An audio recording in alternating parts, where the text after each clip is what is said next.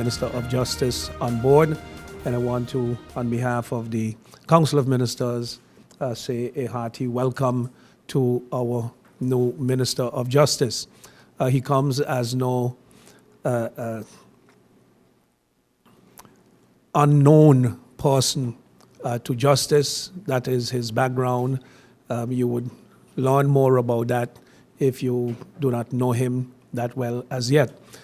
Today, Mr. Kiridongo, of course, will not be taking any questions. I know there are many of you who might be anxious to be asking him what his plans are, what his views are.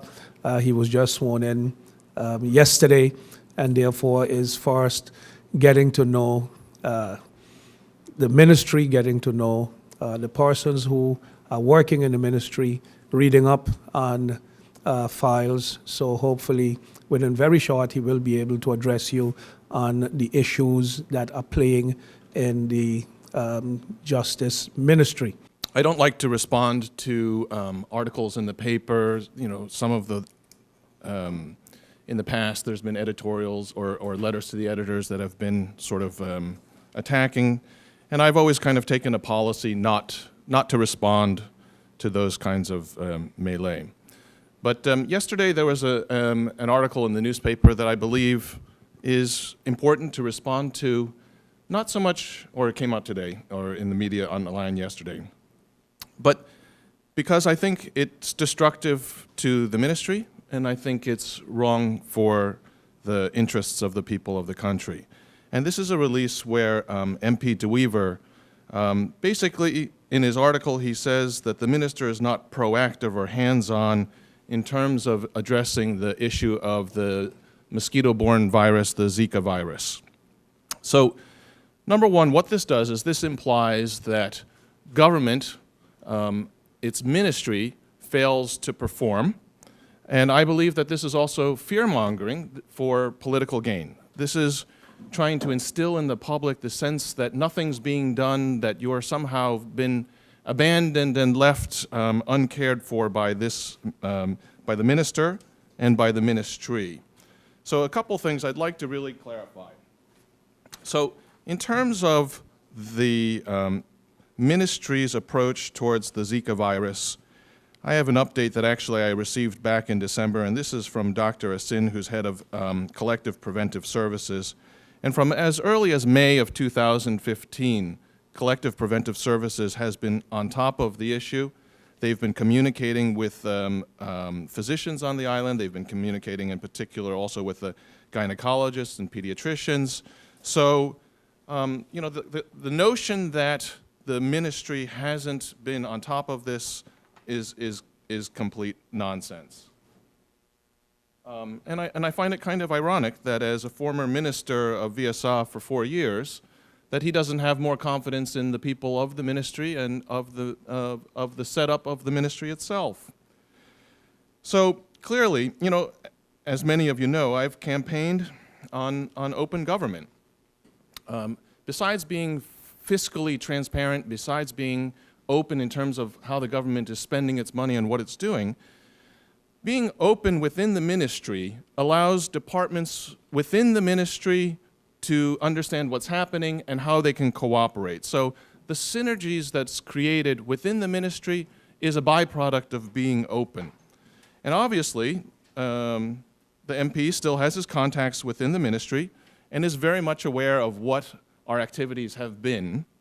And actually, everything that was mentioned in his article has been addressed. And so I am going to take a little time to respond to what the ministry has been doing. But I think that the attempt to preempt today's press conference, trying to look as if they're coming out or he's coming out with information and instructing this minister is unprofessional, and honestly, I believe it's immature. In his article, in his release, he says, you know, I should give him a call and that we should exclude politics from the situation. Well, if that was the true sentiment, I think he could have picked up the phone and called the ministry. I suspect he still remembers the phone number for the Ministry of VSA.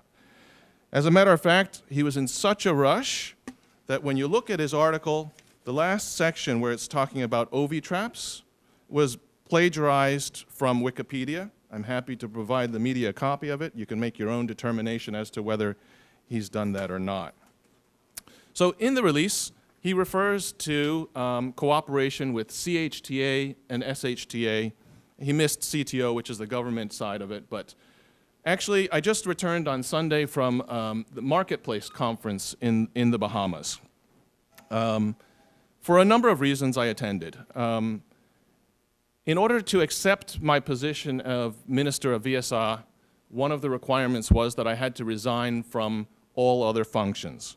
And so, on very short notice, I left the CHTA and abandoned my post, in a sense, and they graciously readjusted. The first vice president stepped in, but I never had a proper opportunity to thank the board and to say goodbye and thank them for their trust. So one of the reasons I went was for that.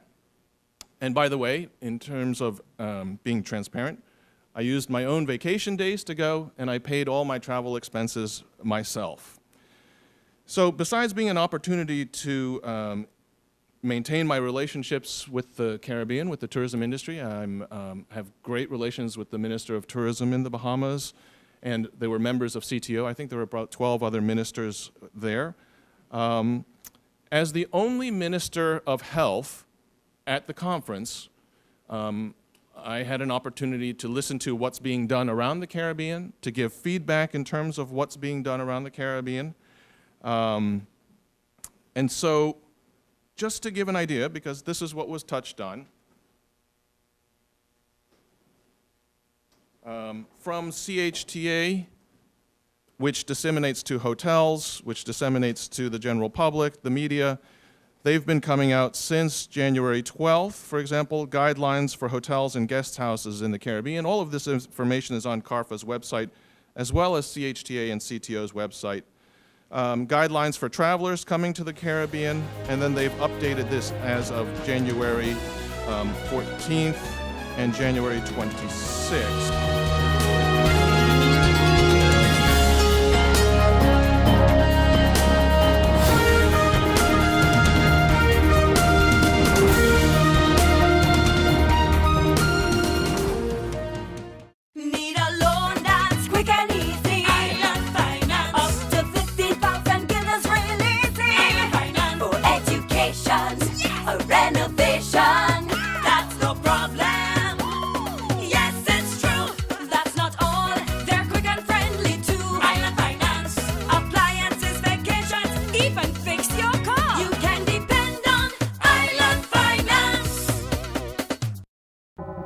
I'm feeling funny, man. I feel like I'm getting a pain in my chest. I got this. You sure? Yes. It's 30 breaths and 2 compression. Give her air. Oh, Monique, look, she waking up. No, Fernanda. It is not 30 breaths and 2 compressions. It is 30 compressions and 2 breaths. CPR can be done in 3 simple steps. Step 1, check and call. Step 2, press down or pump. Step 3, blow. I got it now. It's 30 compression and 2 breaths. Yes. Right. CAB. Hey, Bob, you're on family vacation. Oh, but your daughter's got the measles. But don't worry about it. With your Be Sure travel insurance, children under 12 are covered for free. Are you Be Sure? Be Sure. Yeah, for free. Oh my, what an inventory list, and so unnecessary. But wait, your home contents are all insured by Be Sure. That means that you determine the amount you want to insure. No inventory list, no hassle. Are you Be Sure? Be Sure. GEBE has been faithfully serving the communities of St. Martin, powering your home and our economy. Come rain or shine, our qualified team of professionals are working hard 24 hours a day to provide you and your family with safe, reliable electricity and water.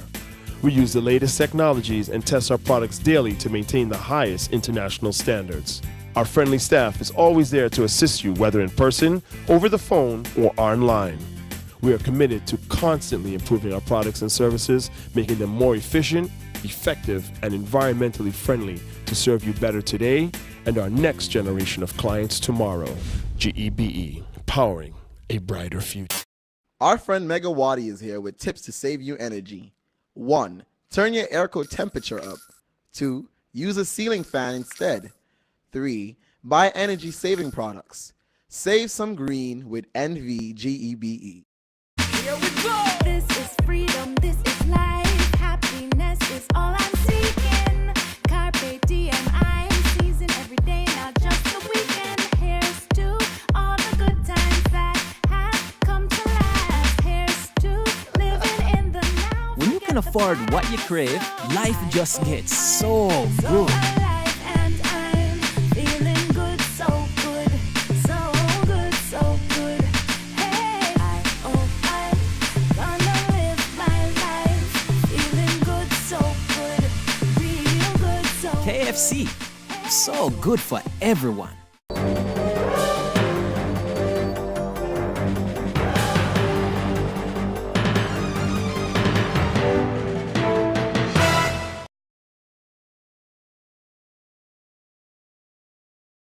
Such as medical assistance, housing, education, supplementary programs that would ensure that just raising the minimum wage irresponsibly is not also reflected in higher prices. There must be price control. There must be, yes, another study reflective of today's times to ensure that the right information comes out, that the right statistics is there.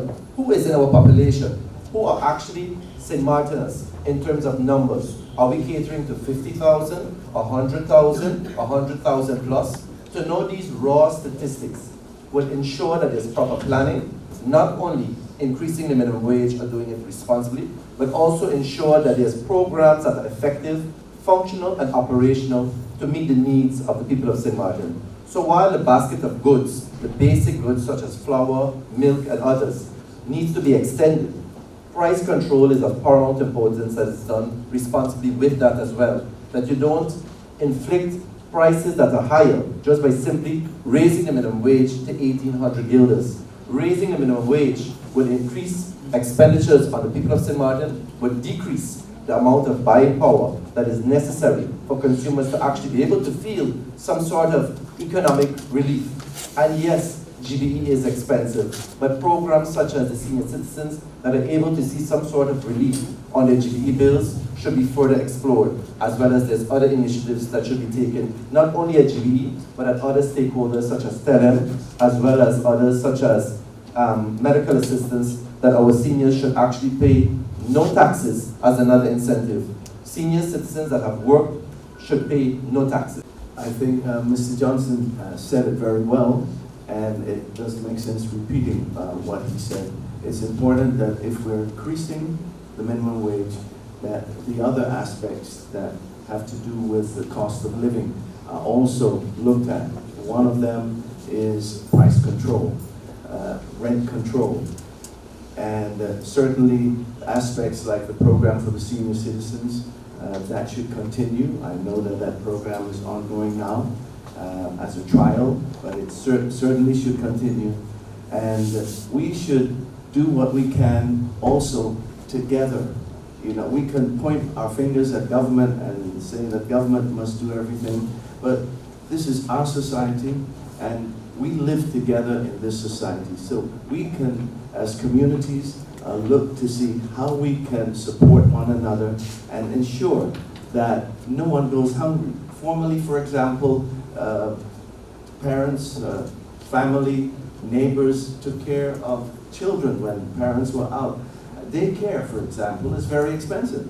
And if we can find ways for businesses, you know, maybe to establish daycare centers for their employees, or establish a government daycare center where people, parents, don't have to pay that much. That also would help for them to be able to cover their monthly expenses. Well, helping our people excel, that's what we're about, helping our people excel. And when we talk about that, we can look into different aspects of how we can help each other. Wycliffe just mentioned about communities working together. We have so many NGOs in our communities that are doing such great work.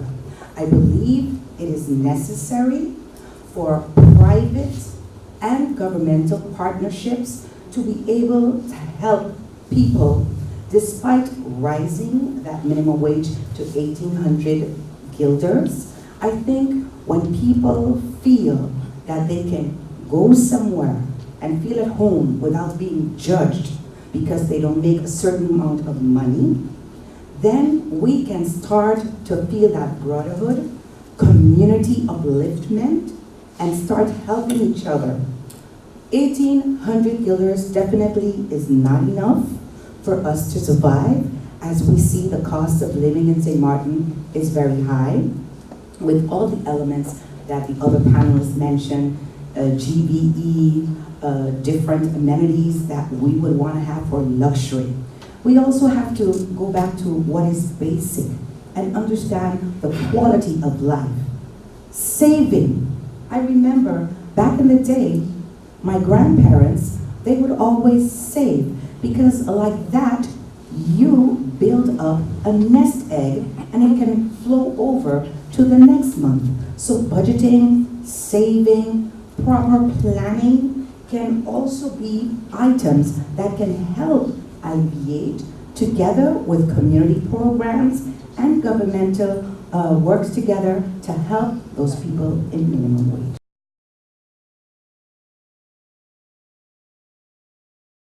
Carnival. Carnival 2016, quite a number of changes by the foundation. Are you aware of the changes, or do you have any plans to meet with the foundation as the season is on its way? As you know, as many know, my vision in the past and continues to be that, you know, Carnival is one of our cultural celebrations, and that should continue to be a highlight. No, we have not yet met with the Carnival Development Foundation. I have had a discussion with the Minister of TIAT, because the subsidy that Carnival Development Foundation is actually disseminated through the marketing department, which falls under the ministry TIAT. So as the minister had to travel for two different occasions over the past 2 weeks, we have not been able to meet, but it is our goal to sit down and have a meeting together with the St. Martin Carnival Development Foundation so that we can ascertain where the program is going and whether they have also been living up to their obligation as it pertains to reporting, etc., moving forward. Because many people expect, and especially when it's a key service that is being executed, and you're relying on government funds, a lot of pressure is put on government. You better pay this or we're going to end up in problems, and we're going to end up in problems. But we cannot continue to have this lack of accountability from the persons and the entities and the organizations that receive funding from government. So this is something we are trying to put in place. Yes, we want openness, we want transparency at the government level. But for us to be able to do that, we must be able to do it also with those who receive subsidies from us. So I'm imploring all of them, not just the Carnival Development Foundation, not just NEPA, and not just any other school, library, name it, that is receiving subsidy from government. They also have to live up to their obligations so that we can do what we have to do as it pertains to accountability.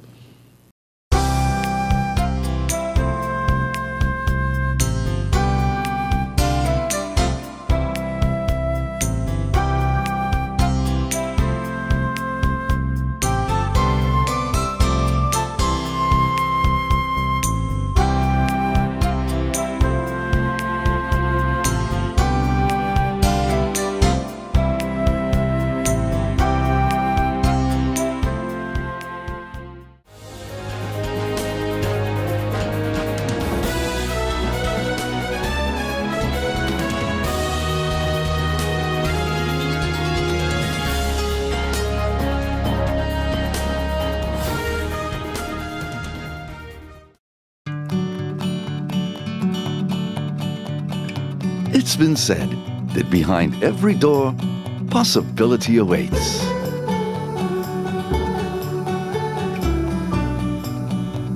How much possibility depends on which door you open first. Every day, we help our customers discover the possibilities in their lives. It all starts with a conversation. Scotiabank. Discover what's possible.